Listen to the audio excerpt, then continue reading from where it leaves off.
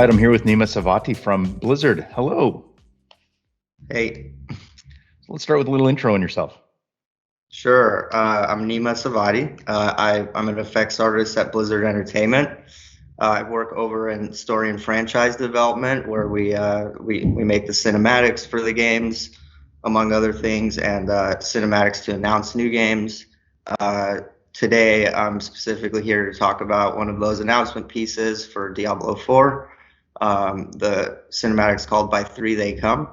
And the particular effects we're going to talk about are over a series of shots towards the end of the sequence where a giant portal is formed out of the flesh and blood of the three who came in that sequence to this chamber.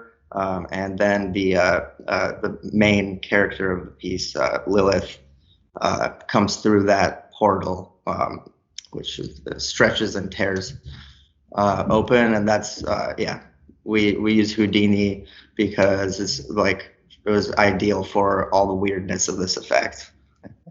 Right on. Well, let's jump in. Looking forward to it.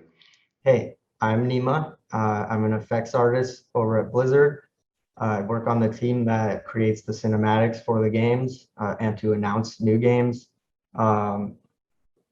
I'm here today to specifically talk about an effect I developed for the Diablo IV cinematic called "By Three They Come."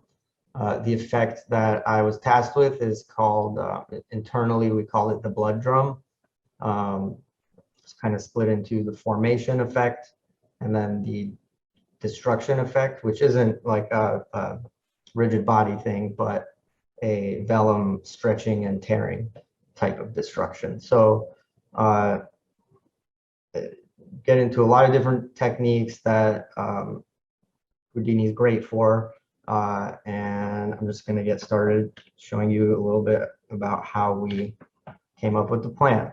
So this is some of the first concept art that we used as inspiration for the effect. You can see here a little bit better what the blood drum actually is. It's essentially a portal of flesh and blood from three unfortunate souls who get lured into this chamber, and the portal is formed from all of their innards.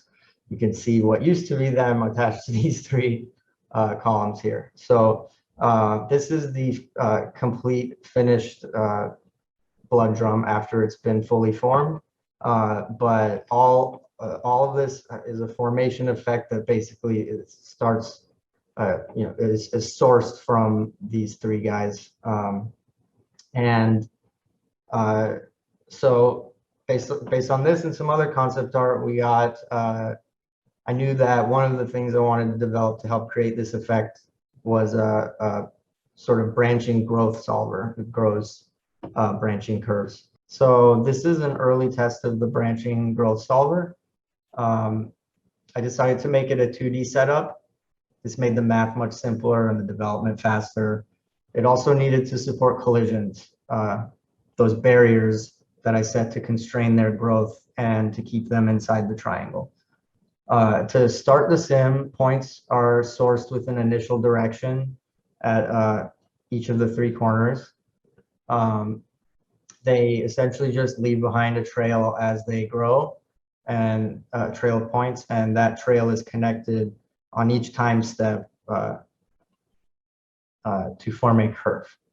The colors in this video are visualizing the generation of each curve.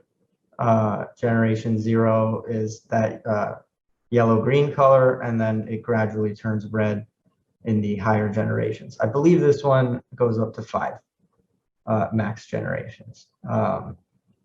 The tip of each of these curves is, you can think of it like an agent in a crowd sim.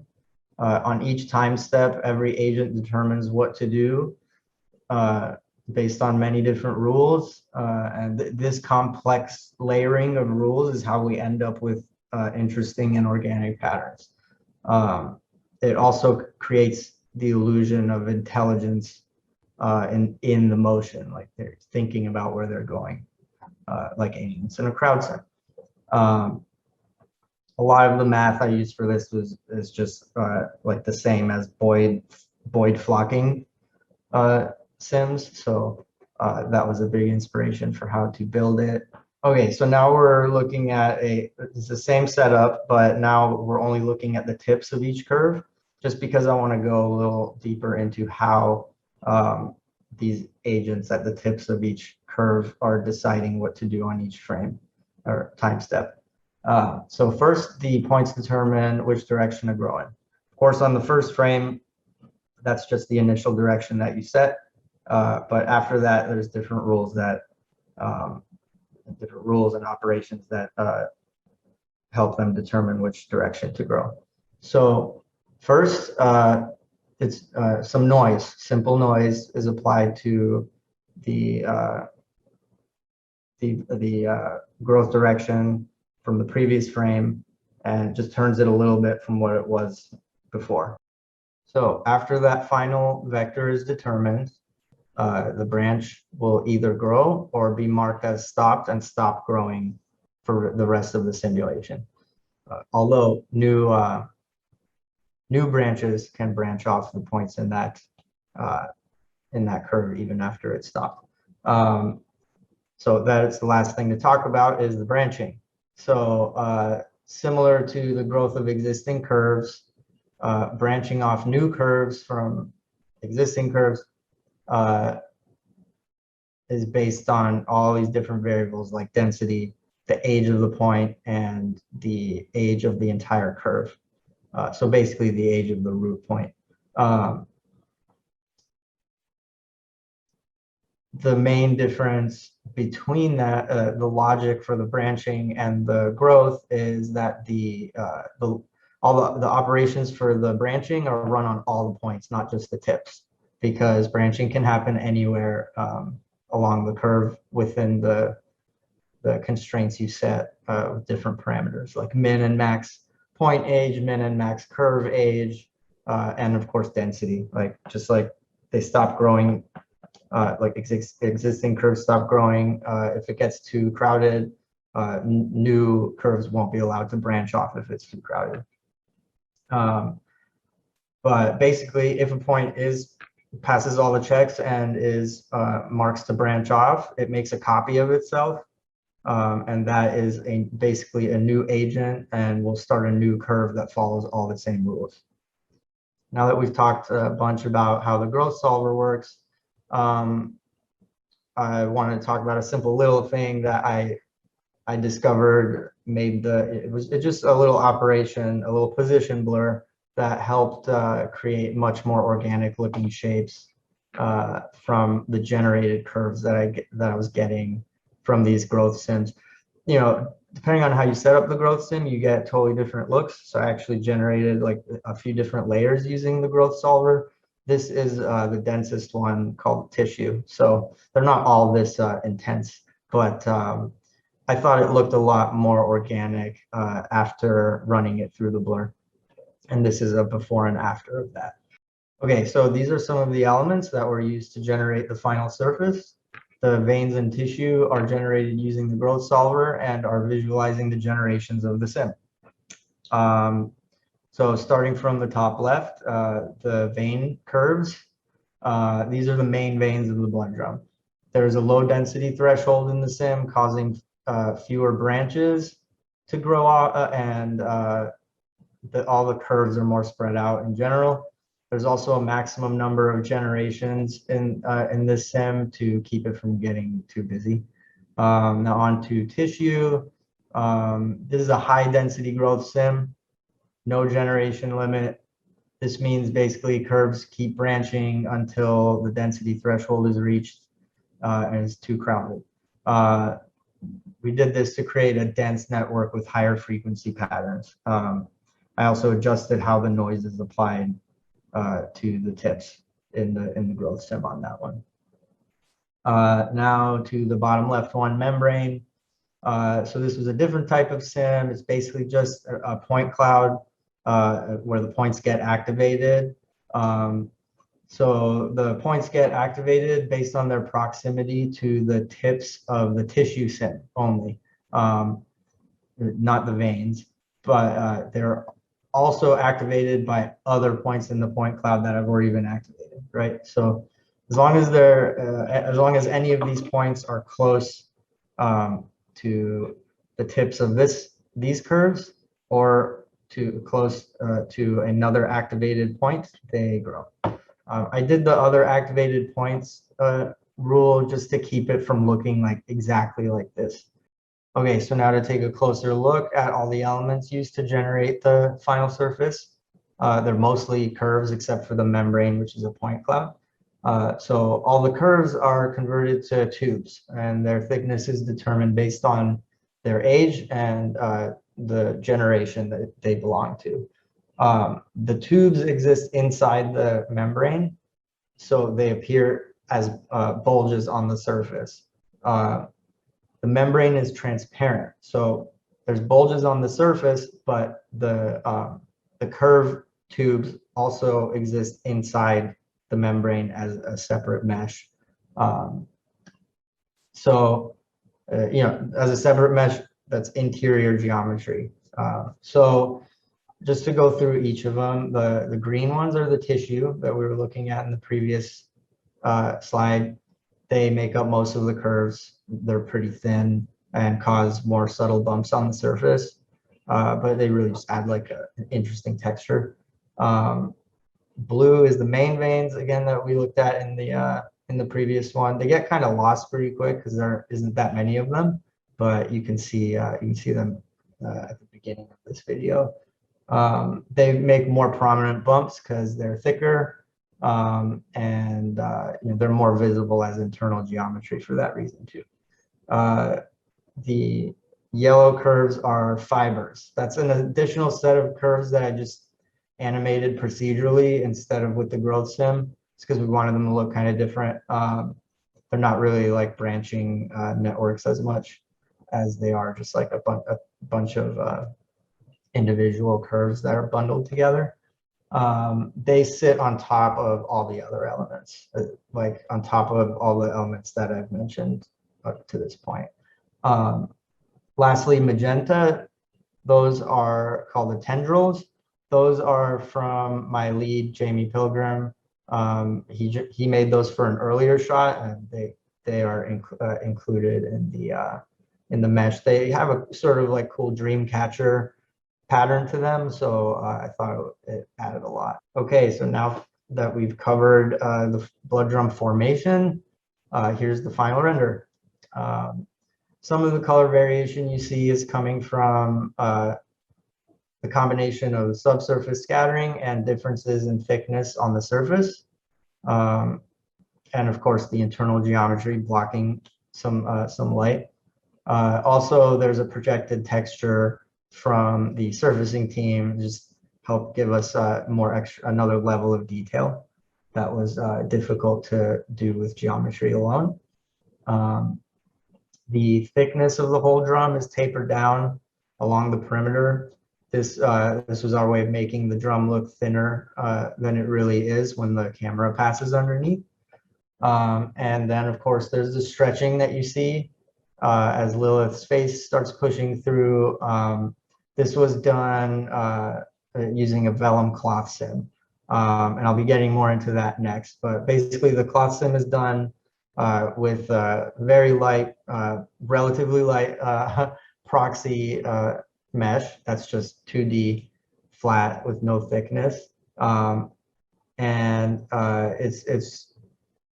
we sim that and then use that simulated proxy mesh to point deform the blood drum membrane and the internal geometry as well. Then last thing I do is a delta mush just to clean up artifacts caused by the point deform. Point delta was really useful for that, because otherwise it was hard to find any other good way to keep the geometry looking the way it should after it's been deformed, retaining its original shape and texture, at least on the surface. Of course, it's stretching, but we want the details to look the same as they stretch. So we've gone over blood drum formation and stretching. So last thing to talk about is the tearing, which of course also use Vellum. So this is a concept art for one of the tearing shots. Based on this, we knew it had to be thin, and the sim had to convey a feeling of tension, of course. Um, Also has a lot of like gross texture and complexity, which we wanted to include. So the plan was to use Vellum. Vellum's fast with OpenCL, doesn't run out of memory easily. So we knew we could use cloth sim for stretching and tearing of the main element, but we still wanted to incorporate some more stuff, and we did that with another layer of simulated Vellum strands to help try and achieve the level of complexity that we see in the concept. We ended up with a base layer cloth sim with an inner and outer layer of curves that form a sort of gooey web. So there's a gooey web of curves stuck on the outside and on the inside of this double-sided membrane. So it's really like three Vellum sims per tearing shot. So one challenge here was to decide where to put the welds. One way is to pre-fracture the mesh where you want it to tear ahead of time, like with destruction effects. This works fine enough, but it doesn't look as interesting because all the tear locations are predetermined. And if there isn't enough tension and where you drew them, then they're not going to tear. It wasn't really easy to work with. And also, I just wanted something more dynamic where tears can happen anywhere based on stress. So I disconnected all the primitives in the Vellum mesh. All the primitives are really their own tiny triangle of cloth, and they're all welded together. Unlike stretch and bend, welds are breakable, and that's how we get the tearing. The problem with this method, some of those individual triangles of cloth fully disconnect, and you end up with like little bits of cloth debris, which doesn't really make sense. But we found a way to deal with that, and it was basically just delete them. If you're a single primitive by yourself, not connected to anything in the post process, they just get culled. And you don't really feel like there's mass being lost because it's so high res. Losing like a small percentage of those triangles doesn't really, is not noticeable. Okay, and last thing about this clip, just look at the lack of resolution around the thumb as it stretches. You start to see the polygon sort of. The mesh needs a lot of resolution to hold up because it gets stretched out so far from the original topology. But it was too expensive to make the entire mesh high res. So luckily, Vellum was surprisingly totally fine with me doing this. I just kind of like stretched everything in and out to create a much denser area in the center where most of the stretching is happening, and everything else was fine with this amount of resolution. And Vellum surprisingly handled it no problem. Okay, so this is the final sim that was delivered. You can see here that the mesh holds up, the resolution holds up no matter how far it's stretched. Here we're visualizing the stretch ratio. It's the ratio between the rest length and the current length. It determines the breaking of welds. So you can see the red areas are about to hit the break threshold, which removes the weld constraint, causing a tear to begin. So if I set the threshold to 2, the welds will break when the length of a constraint reaches 2 times its original length. The force of the weld releasing and beginning the tear actually also creates a force that starts causing more tearing in that area. So the tear kind of spreads. Now we wanted to be able to direct it a little bit because otherwise, like I said, tear can happen anywhere because everything's disconnected. So hitting the stretch ratio causes tearing, right? But I also painted a mask. So the break threshold is different in different areas, basically. So even though it can happen anywhere, it's more likely to happen in some areas. And that's why we get some of those like deliberate like holes that open up a little bit higher up, even though there isn't really tension there or not enough tension there. Okay, and last thing about this shot is you can sort of see the outer strand sim that I want to talk about next. The source for this sim, for this element, was created using scattered points and a connect adjacent pieces SOP. I'm using the Vellum hair constraint in this sim. Hair constraint is just like a combination of other constraints. It supports stretching, bending, and breaking. So I didn't need to add a separate weld. This demo is just hair constraint on everything and pin constraint on the outer edges, you know, because those are just animated in SOPs to help stretch out the rest of them.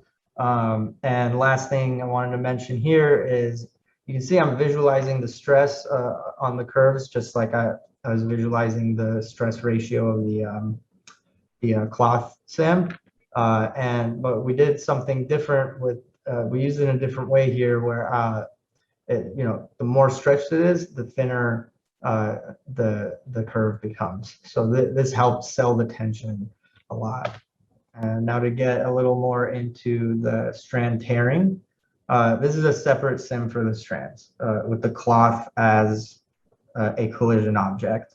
There's an inner and outer layer of strands, and they're each simmed on their own in a separate DOP network. Unlike the cloth sim, two constraints can break here. There's the pin constraint that's pinning some of these strands to the cloth mesh, and then there's the constraint of each point in a strand can also break. But it's still all vellum. The constraints still work all the same. So I just use stretch ratio to determine the tearing. When the cloth tears, the strands get stretched apart, which causes them to tear too. So the stretching is pretty similar to what's happening in the first one, but it's not exactly the same, which creates more dynamic look. Like you can see that there's still connected strands inside of a hole of the membrane that has ripped open. A lot of it ended up raining down after she breaks through though, just like with the cloth, like individual bits get disconnected and just start falling. So I ended up culling most of that from the sim too, just like manually. Not all of it though, because it was nice to see some bits of stuff sort of disconnect and fall off. Okay, so here's the final mesh, all the surfaced elements. Tried to shade the membrane in between a little darker, so you can discern between that and the goo. You can see the goo getting thinner when it stretches. And finally, the lighting breakdown of the final shot there. So you can see they basically use a lot of the same techniques that were used to shade and light the wide shots. There's subsurface scattering is the main component. There's some spec and all the internal geometry and projected textures as well. So that wraps up my presentation about the blood drum from the Diablo IV cinematic. I hope you guys found this interesting, and thank you for your time.